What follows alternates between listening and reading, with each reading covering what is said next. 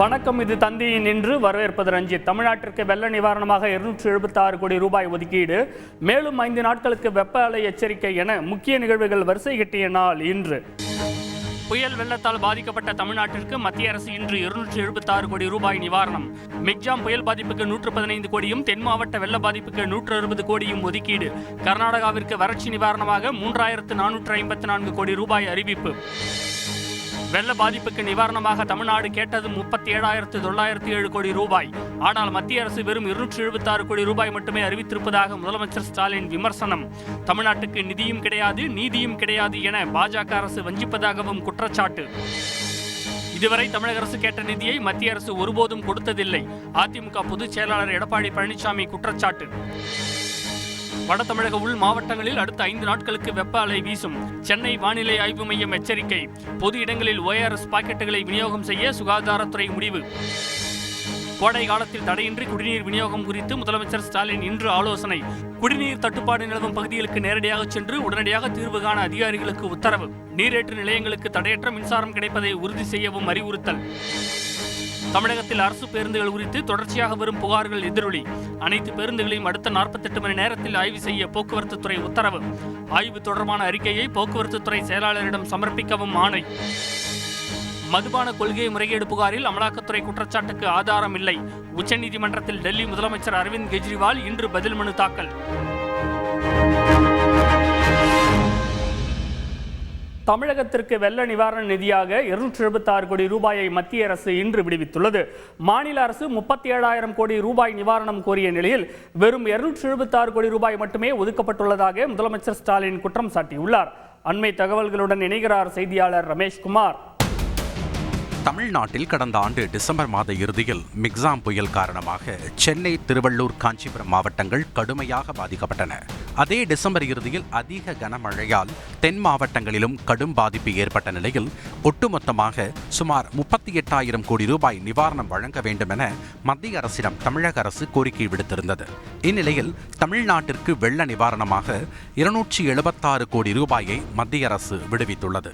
அதன்படி சென்னையில் கடந்த டிசம்பரில் மிக்ஜாம் புயலால் ஏற்பட்ட பாதிப்புகளுக்கு 115 கோடியே 49 லட்சம் ரூபாய் நிவாரணமும், தென் மாவட்டங்களில் ஏற்பட்ட வரலாறு காணாத மழை வெள்ளத்திற்கு 160 கோடியே 61 லட்சம் ரூபாயும் நிவாரணமாக அறிவிக்கப்பட்டுள்ளது. அதே சமயம் கர்நாடகாவிற்கு வறட்சி நிவாரணமாக 3,454 கோடி ரூபாயை மத்திய அரசு அறிவித்துள்ளது. இந்த சூழலில் வெள்ள பாதிப்புக்கு 2,477 கோடி ரூபாய் செலவு செய்த நிலையில் மத்திய அரசு வெறும் 276 கோடி மட்டுமே ஒதுக்கியிருப்பதாக சுட்டிக்காட்டியுள்ள முதலமைச்சர் ஸ்டாலின், தமிழகத்திற்கு நிதியும் கிடையாது, நீதியும் கிடையாது என மத்திய அரசு வஞ்சிப்பதாக சாடியுள்ளார். இதுவரை தமிழக அரசு கேட்ட நிதியை மத்திய அரசு ஒருபோதும் கொடுத்ததில்லை என அதிமுக பொதுச் செயலாளர் எடப்பாடி பழனிசாமி குற்றம் சாட்டினார். இது காலகாலமாக இருப்பது இப்ப மட்டுமல்ல, இன்றைக்கு மத்தியில் திராவிட முன்னேற்ற கழகம் ஆட்சி அதிகாரத்தில் இருக்கும்போது அப்போதும் புயல் வந்தது, நிவாரணம் கேட்டாங்க. அன்றைய திமுக அரசு அப்பொழுதும் மத்திய அரசு விதிக்கல. யானை பசிக்கு சோளப்பொரி போன்று மத்திய அரசு நிதி ஒதுக்கியுள்ளதாக அதிமுக முன்னாள் அமைச்சர் ஜெயக்குமார் விமர்சித்துள்ளார். பல்வேறு புயல்கள்லாம் சென்னை மற்றும் தமிழ்நாடு தாக்கியிருக்க நிலையில மொத்தம் நம்ம கேட்டது பார்த்தா 1,500 லட்சம் கோடி. ஆனால் யானை பசிக்கு சோளப்பொரின்றது போல இதுவரையில் 7,000 கோடி தான் இன்னைக்கு மத்திய அரசே கொடுத்துருக்கு. பாஜகவுக்கு தமிழகத்தின் மீது இருப்பது கோபம் அல்ல, தீராத வன்மம் என மதுரை MP சு வெங்கடேசன் காட்டமாக பதிவிட்டுள்ளார். ரமேஷ்குமார், வறட்சி நிவாரணம் குறித்து கர்நாடக அரசின் கருத்து என்ன? இது நாடாளுமன்ற தேர்தலில் எதிரொலிக்க வாய்ப்புள்ளதா? கூடுதல் விவரங்கள் சொல்லுங்கள். வறட்சி நிவாரணம் கேட்டு கர்நாடகாவும், வெள்ள நிவாரணம் கேட்டு தமிழகமும் ஏற்கனவே உச்சநீதிமன்றத்தில் வழக்கு தொடுத்துள்ளன. இந்த வழக்கு விரைவில் உச்சநீதிமன்றத்தில் விசாரணைக்கு வரவுள்ள நிலையில்தான் இரு மாநிலங்களுக்கும் நிவாரணத் தொகையை மத்திய அரசு விடுவித்துள்ளது. கர்நாடகாவில் தற்போது மக்களவை தேர்தல் நேரம் என்பதும் கவனிக்கத்தக்கது. 38,000 கோடி வெள்ள நிவாரணம் கேட்ட தமிழகத்திற்கு மத்திய அரசு வெறும் 276 கோடி மட்டுமே வழங்கியிருப்பது யானை பசிக்கு சோளப்பொரி என்கிற விமர்சனத்தை தமிழக அரசியல் கட்சிகள் முன்வைக்க தொடங்கி இருக்கின்றன. அதே சமயம் கர்நாடகாவிற்கு 3,500 கோடி வறட்சி நிவாரணமாக வழங்கப்பட்டிருந்தாலும் இதுவே தங்களுக்கு போதவில்லை என கர்நாடகாவும் குற்றச்சாட்டுகளை முன்வைக்க தொடங்கி இருக்கின்றது. 18,000 கோடி வறட்சி நிவாரணம் கேட்ட கர்நாடகாவிற்கு மத்திய அரசு வெறும் 3,500 கோடி மட்டுமே வழங்கியிருப்பதாகவும், இது தங்களுக்கு போதவில்லை, இது மாநில மக்களை வஞ்சிக்கும் செயல் என கர்நாடக முதல்வர் சித்தராமையாவும் குற்றச்சாட்டுகளை முன்வைத்திருக்கின்றார். தமிழகத்தில் ஏற்கனவே மக்களவைத் தேர்தல் நடந்து முடிந்துவிட்ட நிலையில் தற்போது கர்நாடக தேர்தல் காலத்தில் இந்த விவகாரம் விவாத பொருளாகியுள்ளது. ரஞ்சித், கூடுதல் விவரங்களுக்கு நன்றி ரமேஷ்குமார். தமிழ்நாட்டில் கோடை வெப்பம் வாட்டி வதைக்கும் நிலையில் மக்களின் குடிநீர் பிரச்சினைக்கு உடனடியாக தீர்வு காண அதிகாரிகளுக்கு முதலமைச்சர் ஸ்டாலின் இன்று உத்தரவிட்டுள்ளார். இதனிடையே அடுத்த 5 நாட்களுக்கு வெப்ப அலை நீடிக்கும் என வானிலை ஆய்வு மையம் எச்சரிக்கை விடுத்துள்ளது. தகவல்களை விவரிக்கிறார் செய்தியாளர் ராமச்சந்திரன். சென்னை வானிலை ஆய்வு மையம் இன்று வெளியிட்டுள்ள செய்திக்குறிப்பில் வட தமிழக உள் மாவட்டங்களில் அடுத்த 5 நாட்களுக்கு வெப்ப அலை வீசும் என எச்சரித்துள்ளது. கடந்த 24 மணி நேரத்தில் 9 இடங்களில் 40 டிகிரி செல்சியஸுக்கு மேல் வெப்பம் பதிவானதாகவும் அதிகபட்சமாக ஈரோட்டில் 42 டிகிரி செல்சியஸ் வெப்பம் பதிவானதாகவும் வானிலை ஆய்வு மையம் குறிப்பிட்டுள்ளது. தமிழக உள் மாவட்டங்களில் இயல்பை விட 2 டிகிரியும் வட தமிழக உள் மாவட்டங்களில் இயல்பை விட 3 முதல் 5 டிகிரி செல்சியஸ் வரை வெப்பம் அதிகரிக்கக்கூடும் எனவும் சென்னை வானிலை ஆய்வு மையம் எச்சரித்துள்ளது. மேலும் தமிழ்நாட்டில் கோடைக்கால பருவமழை நடப்பாண்டில் இயல்பை விட 83% குறைவு என்று தெரிவிக்கப்பட்டுள்ளது. இந்த சூழலில் கோடை காலத்தில் பொதுமக்களுக்கு தங்கு தடையின்றி குடிநீர் விநியோகம் செய்வது தொடர்பாக தலைமைச் செயலகத்தில் முதலமைச்சர் ஸ்டாலின் தலைமையில் இன்று ஆலோசனைக் கூட்டம் நடைபெற்றது. கூட்டத்தில் பேசிய முதலமைச்சர் ஸ்டாலின் மழை அளவு குறைவாக இருக்கும் என இந்திய வானிலை ஆய்வு மையம் எச்சரித்துள்ளதால் அணைகளின் நீரை சிக்கனமாக பயன்படுத்தி அடுத்த 2 மாதங்களுக்கு குடிநீர் தேவையை பூர்த்தி செய்ய வேண்டும் என அறிவுறுத்தினார். அனைத்து துறை அலுவலர்களும் கவனமாக செயல்பட்டு குடிநீர் பிரச்சனை நிலவக்கூடிய அனைத்து பகுதிகளுக்கும் சென்று பிரச்சனைகளுக்கு உடனடியாக தீர்வு காண வேண்டும் என்று நான் கேட்டுக்கொள்கிறேன். தமிழ்நாட்டில் 22 மாவட்டங்கள் குடிநீர் பற்றாக்குறை உள்ள மாவட்டங்களாக அறிவிக்கப்பட்டு குடிநீர் பணிகளுக்கு மாநில பேரிடர் நிவாரண நிதியிலிருந்து 150 கோடி ரூபாய் ஒதுக்கீடு செய்யப்பட்டுள்ளதாக முதலமைச்சர் ஸ்டாலின் சுட்டிக்காட்டினார். செய்தியாளர் ராமச்சந்திரன் வழங்கும் கூடுதல் தகவல். மத்திய நீர்வள ஆணையம் வெளியிட்டுள்ள அறிக்கையின் அடிப்படையில் தமிழகம் உள்ளிட்ட தென் மாநிலங்களில் இருக்கக்கூடிய 42 நீர்த்தேக்கங்களில் நீர் இருப்பு குறைந்துள்ளது. இதன் எதிரொலியாக தமிழக முதலமைச்சர் திரு ஸ்டாலின் சென்னை தலைமைச் செயலகத்தில் விரிவான ஆலோசனை மேற்கொண்டுள்ளார்.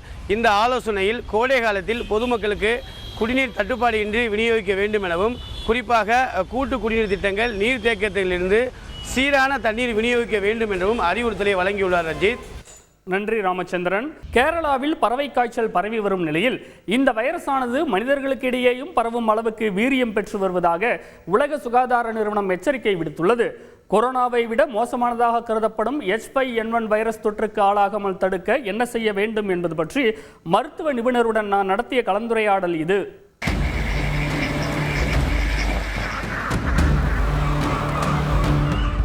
கேரளாவில் கோழி மற்றும் மாத்து பண்ணைகளில் பறவை காய்ச்சல் பாதிப்பு கண்டறியப்பட்டதை அடுத்து தமிழக எல்லைகளில் கண்காணிப்பு தீவிரப்படுத்தப்பட்டுள்ளது. பொதுவாக பண்ணைகளில் H5N1 வைரஸால் உண்டாகும் இந்த காய்ச்சல் மேலும் பரவாமல் தடுக்க பாதிக்கப்பட்ட கோழி அல்லது வாத்துக்களை முழுவதுமாக கொன்று அழித்து விடுவதுதான் வழக்கம். அந்த அளவுக்கு கொடூரமான H5N1 வைரஸானது சமீப ஆண்டுகளில் உருமாற்றம் அடைந்து அமெரிக்கா உள்ளிட்ட நாடுகளில் மனிதர்களையும் தாக்கி வருவது மருத்துவ உலகை அதிரச் செய்துள்ளது. கடந்த ஓராண்டில் மட்டும் மொத்தம் 23 நாடுகளில் 889 பேர் பறவை காய்ச்சலால் பாதிக்கப்பட்டதாகவும் அவர்களுள் 463 பேர் உயிரிழந்ததாகவும் புள்ளி விவரங்கள் தெரிவிக்கின்றன. அதாவது இந்த வைரஸால் 100 பேர் பாதிக்கப்பட்டால் 52 பேருக்கு மரணம் நிச்சயம் என்று அதிர்ச்சியூட்டுகின்றனர் ஆராய்ச்சியாளர்கள். H5N1 வைரஸானது பறவைகளில் இருந்து மனிதர்களுக்கு தொற்றினாலும் பாதிக்கப்பட்ட மனிதரிடமிருந்து மற்றொரு மனிதருக்கு பரவுமா என்பது இன்னும் உறுதி செய்யப்படவில்லை. ஆனால் அண்மையில் அமெரிக்காவின் டெக்சாஸ் மாகாணத்தில் கண்டறியப்பட்ட புதிய வகை H5N1 வைரஸானது ஒருவரிடமிருந்து மற்றொருவருக்கு பரவும் அளவுக்கு வீரியம் பெற்று வருவதாக உலக சுகாதார அமைப்பு எச்சரிக்கை விடுத்துள்ளது. அப்படி மனிதர்களிடையே H5N1 வைரஸ் பரவினால் அது விலங்குகள் மூலம் பரவும் உலகின் மிகப்பெரிய தொற்று நோயாக உருவெடுக்கும் என்றும் கொரோனாவை விட 100 மடங்கு அதிக உயிரிழப்பை ஏற்படுத்தும் என்றும் உலக சுகாதார நிறுவனம் கவலை தெரிவித்துள்ளது. சென்னையைச் சேர்ந்த நுரையீரல் சிறப்பு மருத்துவர் டாக்டர் சபரிநாத் ரவிச்சந்திரிடம் பேசினோம். இந்த வைரஸ் மனிதர்களுக்கிடையே பரவத் தொடங்கினா கொரோனா மாதிரியான பெருந்தொற்று ஏற்படுமா? கட்டுப்படுத்த லாக்டவுன் தேவைப்படுமா? இது முன்னாடியே நிறைய டைம் வந்து அவுட் பிரேக்ஸ் நடந்திருக்கு. ஸோ அதனால வந்து கொரோனா மாதிரி வந்து ஒரு புதுசா ஒரு பேண்டமிக் கிரியேட் பண்ணும் அப்படின்றது வந்து கண்டிப்பா வந்து உடன்பாடு கிடையாது. ஒரு சீசனல் இன்ஃபெக்ஷன்ஸ் மாதிரி இருக்கிறதுக்கு தான் வாய்ப்பு அதிகம். லாக்டவுன் லெவலுக்கு போவோம் அப்படின்றது வந்து சாத்தியக்கூறு மிக மிக குறைவு தான் அப்படின்றத நான் பாக்குறேன். ஆனா கண்டிப்பா இந்த வயது முதியோர்கள் அதே மாதிரி எதிர்ப்பு சக்தி குறைவானவங்கள வந்து பாத்தீங்கன்னா டார்கெட் வந்து பண்ணக்கூடும். ஒரு சில பாதிப்புகள், ஒரு சில பேர் சீரியஸ் ஆகலாம், ஒரு சில பேர் உயிரிழக்க கூட வாய்ப்பு இருக்கு. பட் ஆனா வந்து இந்த பேண்டமிக் மாதிரி ஆகி எல்லாரும் பாதிக்கப்படுவாங்க, லாக்டவுன் வரைக்கும் போவோன்றது வந்து பாத்தீங்கன்னா மிகவும் மிகவும் மிகவும் வாய்ப்பு குறைவுதான். இந்த நேரத்துல சிக்கன், முட்டை மாதிரியான உணவுகளை தவிர்க்கணுமா அல்லது அளவை குறைச்சிக்கணுமா? இதுல வந்து எப்படி பரவுது அப்படின்னு பாத்தீங்கன்னா, இந்த பறவையோட ஹேண்ட்லர்ஸ் இருக்காங்களே, இப்ப எக்ஸாம்பிள் நிறைய பேர் வந்து கும்பலா பறவையை வளர்க்குறாங்க, அதோட பேர்ட் டிராப்பிங்ஸ்ல இருந்து பரவும். இல்லைன்னா அந்த ஸ்லாட்டர் ஹவுஸ் இருக்காங்களே, நம்ம எக்ஸாம்பிள் நம்ம கறிக்கடை பாய் இருக்காரு வெட்டுறாங்க அப்படின்னும் போது அந்த பறவை காய்ச்சல் இருக்கிற அந்த பறவைகளை வெட்டும் போது அந்த ரத்தங்கள், அதுல இருந்து வரக்கூட கழிவுகள், இந்த மாதிரி சர்ஃபேஸ் டிரான்ஸ்மிஷன் மூலமா காத்துல பரவி உள்ள போறதுக்கு தான் வாய்ப்பே தவிர, மத்தபடி வந்து பாத்தீங்கன்னா இப்ப நம்ம வீட்டுல வந்து கறியை வாங்கிட்டு வந்து நல்லா கழுவுறோம், அதுக்கப்புறம் வந்து நல்லா பாயில் பண்றோம், அதை நல்லா சமைக்கிறோம், அந்த சூடுலாம் அந்த வைரஸ் வந்து பாத்தீங்கன்னா வந்து உயிரோட இருக்கிறதுக்கு வாய்ப்பே கிடையாது. சில பேர் வந்து அப்படியே முட்டையை உடைச்சு வாயில ஊத்துறது, இந்த மாதிரி இல்லைன்னா வந்து அன்குக்குடு ஃபுட்ஸ் அப்படியே சாப்பிடுறது மட்டும்தான் நம்ம வந்து தவிர்க்கணுமே தவிர, மத்தபடி நல்லா நம்ம ஃபுட்டை கிளீன் பண்ணி வீட்டுல சமைச்சு சாப்பிடுறது மூலியமா பரவறதுக்கு வாய்ப்பே கிடையாது. அது மூலியமா நீங்க அச்சப்பட வேண்டிய அவசியம் கிடையாது. யாரெல்லாம் கவனமா இருக்கணும், தற்காப்புக்காக என்ன செய்யணும்? இந்த லங்ஸ் ப்ராப்ளம் ஆல்ரெடி இருக்கிறவங்க ரொம்ப கேர்ஃபுல்லா இருக்கிறது அவசியம். இப்ப எக்ஸாம்பிள் வந்து ரொம்ப நாள் சிகரெட் குடிக்கிறாங்க, சிஓபிடி, நாள்பட்ட அடைப்பு நோய் இருக்கு, ஆஸ்மா பேஷண்ட் ரொம்ப அன்கண்ட்ரோல்டா இருக்கேன், இதை தாண்டி நான் ஒரு டிபி பேஷண்ட், லங்ஸ் சம்பந்தமா எனக்கு ஐஎல்டி இருக்கு, இந்த மாதிரி லங்ஸ் ஆல்ரெடி இன்ஃபெக்ட் ஆகி ஆல்ரெடி ப்ராப்ளம்ஸ் இருக்கிறவங்க வந்து கண்டிப்பா கேர்ஃபுல்லா இருக்கணும் முதல். ரெண்டாவது வந்து பாத்தீங்கன்னா எதிர்ப்பு சக்தி எனக்கு ரொம்ப குறைவான பேஷண்ட், எக்ஸாம்பிள் நான் ஒரு HIV AIDS patient, TB patient, இல்லைன்னா ரொம்ப நாள் ஸ்டீராய்டு மாத்திரை போட்டுட்டு இருக்கேன், முடக்குவாத நோய் இருக்கு, கிட்னி ஃபெயிலியர், ஹார்ட் ஃபெயிலியர், இந்த மாதிரி பேஷண்ட்ஸ் கேர்ஃபுல்லா இருக்கணும். அவங்க போய் எக்ஸாம்பிள் கறி வாங்குற இடத்துல போயிட்டு அந்த சிக்கன், மட்டன் எல்லாமே அந்த சிக்கன்ஸ் எல்லாம் நிறைய இருக்கிற இடத்துல போய் அவங்க ரெண்டு வாங்குறது, இதெல்லாம் தவிர்க்கலாம். ஏன்னா இந்த கர்ப்பிணி பெண்களுக்கும் எதிர்ப்பு சக்தி குறையும், இவங்களாம் தான் கேர்ஃபுல்லா இருக்கும். கடந்த சில நாட்களுக்கு முன்பு அமெரிக்காவின் பால் பண்ணை ஒன்றில் கறவை பாலில் H5N1 வைரஸ் கண்டுபிடிக்கப்பட்டிருப்பதால் பச்சை பாலினை அப்படியே பருக வேண்டாம் என உலக சுகாதார நிறுவனம் எச்சரிக்கை விடுத்துள்ளது. முடிந்தவரை முறையாக பதப்படுத்தப்பட்ட பாக்கெட் பாலை பயன்படுத்த வேண்டும் என்றும், மாறாக கறவை பால் வாங்கி பயன்படுத்தும் வீடுகளில் நன்கு கொதிக்க வைத்து பருகுமாறும் WHO கேட்டுக்கொண்டுள்ளது. தமிழகத்தில் அரசு பேருந்துகள் குறித்து தொடர்ச்சியாக புகார்கள் எழுந்து வரும் நிலையில் அனைத்து பேருந்துகளையும் ஆய்வு செய்ய போக்குவரத்து துறை இன்று அதிரடியாக உத்தரவிட்டுள்ளது. இதனிடையே மணல் குவாரி முறைகேடு வழக்கில் அடுத்த கட்டமாக கனிம வளத்துறை அதிகாரிகளை விசாரிக்க அமலாக்கத்துறை திட்டமிட்டுள்ளதாக தகவல் வெளியாகியுள்ளது. இன்றைய முக்கிய அரசியல் நிகழ்வுகள் குறித்து விவரிக்கிறது பின்வரும் தொகுப்பு.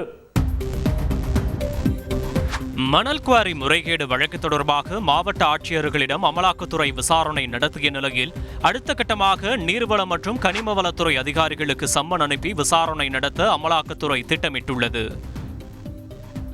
கோவை மக்களவை தொகுதியில் பெயர் நீக்கப்பட்ட வாக்காளர்களை வாக்களிக்க அனுமதிக்க கோரி சென்னை உயர்நீதிமன்றத்தில் இன்று வழக்கு தொடரப்பட்டுள்ளது. கோவை தொகுதிக்கான தேர்தல் முடிவை அறிவிக்க தடை விதிக்கவும் மனுதாரர் கோரிக்கை விடுத்துள்ளார். உடல் பருமன் சிகிச்சையின் போது உயிரிழந்த புதுச்சேரி இளைஞர் ஹேமச்சந்திரனின் பெற்றோர் அமைச்சர் மா சுப்பிரமணியனை சந்தித்து கோரிக்கை மனு அளித்தனர். தொடர்ந்து செய்தியாளர்களிடம் பேசிய ஹேமச்சந்திரனின் தந்தை செல்வநாதன் கூறுகையில், யார் சப்போர்ட் பண்ணாலும் குற்றவாளிகளை எந்த விதத்திலும் தப்பிக்கிறதுக்கு நான் விடமாட்டேன்னு உறுதி கொடுத்துருக்காரு. அதை நாங்கள் மன மகிழ்ச்சியோடு நாங்கள் எடுத்துக்கணும். இதனால் இன்னும் பல குழந்தைகள் உயிரிழப்பு தவிர்க்கப்படும்ன்றது நம்பிக்கை இருக்கின்றது. சேலத்தில் இன்று செய்தியாளர்களிடம் பேசிய எதிர்க்கட்சித் தலைவர் எடப்பாடி பழனிசாமி, தமிழகம் போதைப்பொருள் நிறைந்த மாநிலமாக மாறிவிட்டது என குற்றம் சாட்டினார். தமிழ்நாடு ஒரு போதைப்பொருள் நிறைந்த மாநிலமாக ஆயிட்டது. போதைப்பொருள் தடுப்புல அரசு தோல்வியுற்றது. இந்த அரசு இரும்பு கரம் கொண்டு அடக்க வேண்டும். ஆனால் இந்த அரசு அதை கண்டுகொள்ளாதது வேதனை இருக்கிறது. தமிழகத்தில் அரசு பேருந்துகள் சேதம் குறித்து தொடர்ச்சியாக புகார்கள் எழுந்து வரும் நிலையில் அனைத்து பேருந்துகளையும் அடுத்த 48 மணி நேரத்தில் ஆய்வு செய்ய போக்குவரத்து துறை இன்று அதிரடியாக உத்தரவிட்டுள்ளது. செய்தியாளர் ரமேஷ் வழங்கும் கூடுதல் தகவல். தமிழகத்தில் சேதமடைந்த அரசு பேருந்துகள் இயங்குவது தொடர்பான செய்திகள் வெளியாகியிருந்த நிலையில் அரசு போக்குவரத்து கழகத்திற்கு சொந்தமான அனைத்து பேருந்துகளையும் அடுத்த 48 மணி நேரத்திற்குள் ஆய்வு செய்து பழுதுகளை சரி செய்ய வேண்டும் என்று துறை சார்ந்த அதிகாரிகளுக்கு போக்குவரத்து கழகம் உத்தரவிட்டுள்ளது. ரஞ்சித். நன்றி ரமேஷ். சென்னை கோயம்பேடு மேம்பாலத்தில் தனது மனைவியை இளைஞர் ஒருவர் சரமாரியாக தாக்கிய சம்பவம் இன்று பரபரப்பை ஏற்படுத்தியது. கோயம்பேடு மேம்பாலம் வழியாக மனைவியுடன் பைக்கில் சென்று கொண்டிருந்த இளைஞர் ஒருவர் திடீரென அவரை இறக்கிவிட்டு சரமாரியாக தாக்கினார். இதில் இளம்பெண் சாலையிலேயே மயங்கி விழுந்தார். இதனை அந்த வழியாக சென்ற வழக்கறிஞர் ஒருவர் வீடியோ எடுத்ததால் உடனே சுதாரித்துக் கொண்ட இளைஞர் மயங்கி விழுந்த தனது மனைவியை காப்பாற்றுமாறு நாடகம் ஆடினார்.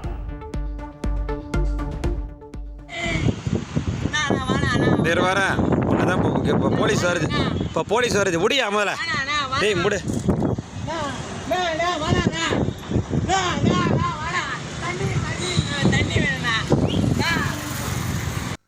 பின்னர் சிறிது நேரம் கழித்து உடல்நிலை தேறிய மனைவியை இளைஞர் பைக்கில் அழைத்து சென்றார்.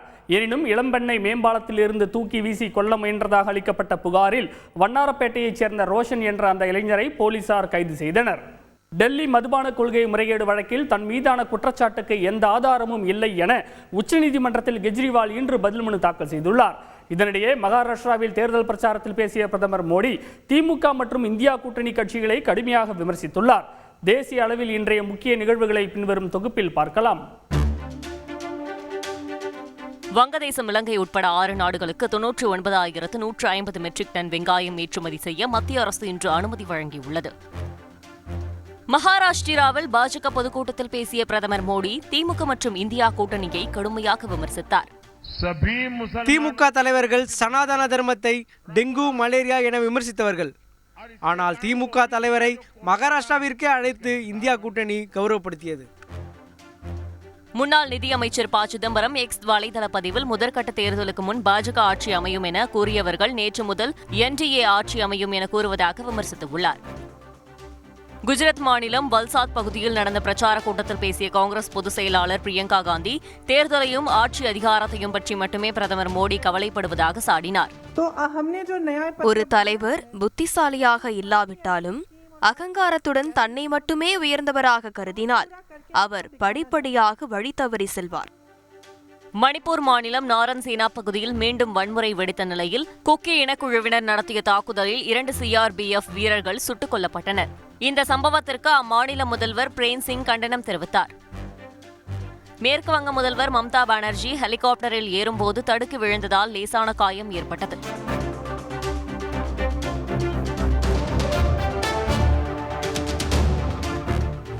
டெல்லி முதல்வர் அரவிந்த் கெஜ்ரிவால் சிறையில் உள்ள நிலையில் அவரது மனைவி சுனிதா கெஜ்ரிவால் ஆம் ஆத்மி கட்சிக்கு ஆதரவாக இன்று தேர்தல் பிரச்சாரத்தில் ஈடுபட்டார். மதுபான கொள்கை முறைகேடு புகாரில் அமலாக்கத்துறை குற்றச்சாட்டிற்கு எந்த ஆதாரம் இல்லை எனவும் கைதை சட்டவிரோதம் என அறிவிக்குமாறு உச்சநீதிமன்றத்தில் டெல்லி முதலமைச்சர் அரவிந்த் கெஜ்ரிவால் தரப்பு விளக்கம் அளித்துள்ளது. செய்தியாளர் வெங்கடேசன் வழங்கும் கூடுதல் தகவல். டெல்லி மதுபான கொள்கை முறைகேடு வழக்கில் அமலாக்கத்துறையின் சட்டவிரோத கைதை எதிர்த்து முதல்வர் அரவிந்த் கெஜ்ரிவால் தாக்கல் செய்த மேல்முறையீடு மனு மீதான விசாரணை மே 6ஆம் தேதி நடைபெறும் என எதிர்பார்க்கப்பட்ட நிலையில் இந்த மேல்முறையீடு மனுவை உச்சநீதிமன்றம் ஏப்ரல் 29ஆம் தேதியே விசாரணைக்கு எடுத்துக்கொள்கிறது. அன்றைய நாளில் இந்த விவகாரத்தில் உச்சநீதிமன்றம் எம்மாதிரியான உத்தரவை பிறப்பிக்கப் போகிறது என்பதை நாம் பொறுத்திருந்தான் பார்க்க வேண்டும். நன்றி வெங்கடேசன். டெல்லியில் இன்று நடைபெற்ற IPL போட்டியில் 10 ரன்கள் வித்தியாசத்தில் மும்பை அணியை வீழ்த்தி டெல்லி அணி அபார வெற்றி பெற்றுள்ளது. IPL தொடர்புடைய பல்வேறு சுவாரஸ்ய செய்திகளை இந்த தொகுப்பில் பார்க்கலாம். நடப்பு IPL தொடரில் ஈடன் கார்டன் மைதானத்தில் நடைபெற்ற நேற்றைய ஆட்டத்தில் கொல்கத்தா நிர்ணயித்த 262 ரன்கள் இலக்கை 18.2 ஓவர்களில் துரத்தி பிடித்த பஞ்சாப் அணி புதிய வரலாறு படைத்துள்ளது. இதற்கு முன்பு கடந்த மார்ச் மாதம் வெஸ்ட் இண்டீஸுக்கு எதிராக 20 ஓவர் போட்டியில் தென் ஆப்பிரிக்கா 259 ரன் இலக்கை எடுத்து வெற்றி பெற்றதே சாதனையாக இருந்தது. இதை பஞ்சாப் அணி முறியடித்து புதிய உலக சாதனை நிகழ்த்தியுள்ளது. இந்த ஆட்டத்தில் கொல்கத்தா 18 சிக்சர்களும் பஞ்சாப் 24 சிக்சர்களும் என மொத்தம் 42 சிக்சர்களை பேட்டர்கள் பறக்கவிட்ட நிலையில் பவுலர்களை யாராவது காப்பாற்றுங்க பிளீஸ் என அஸ்வின் போட்ட ட்வீட் வைரலாகி வருகிறது. இந்நிலையில் டெல்லியில் இன்று நடைபெற்ற மும்பைக்கு எதிரான ஆட்டத்தில் முதலில் பேட் செய்த டெல்லி அணி 4 விக்கெட் இழப்பிற்கு 257 ரன்கள் குவித்தது. அதிரடியாக விளையாடி தொடக்க ஆட்டக்காரர் ஃப்ரேச்சர் மெக்கர் 27 பந்துகளில் 84 ரன்களும் ஹோப் 17 பந்துகளில் 41 ரன்களும் குவித்தனர். தொடர்ந்து ஆடிய மும்பை அணி 20 ஓவர்கள் முடிவில் 247 ரன்களை மட்டுமே எடுத்து தோல்வியடைந்தது. மற்றொரு ஆட்டத்தில் புள்ளிப்பட்டியலில் முதலிடத்தில் உள்ள ராஜஸ்தான் மற்றும் லக்னோ அணிகள் பல பரீட்சை நடத்தி வருகின்றன. T20 உலகக்கோப்பை தொடர் ஜூன் 1ஆம் தேதி தொடங்க உள்ள நிலையில் T20 உலகக்கோப்பைக்கு பின் ரோஹித் சர்மா, விராட் கோலி போன்ற சீனியர் வீரர்கள் அணியில் வேண்டாம் என யுவராஜ் சிங் கருத்து தெரிவித்துள்ளார். இன்றைய நாளின் முக்கிய நிகழ்வுகளை இதுவரை பார்த்த உங்களுக்கு நன்றி. இது தந்தியின் இன்று. நான் ரஞ்சித். இனிய இரவு வணக்கம்.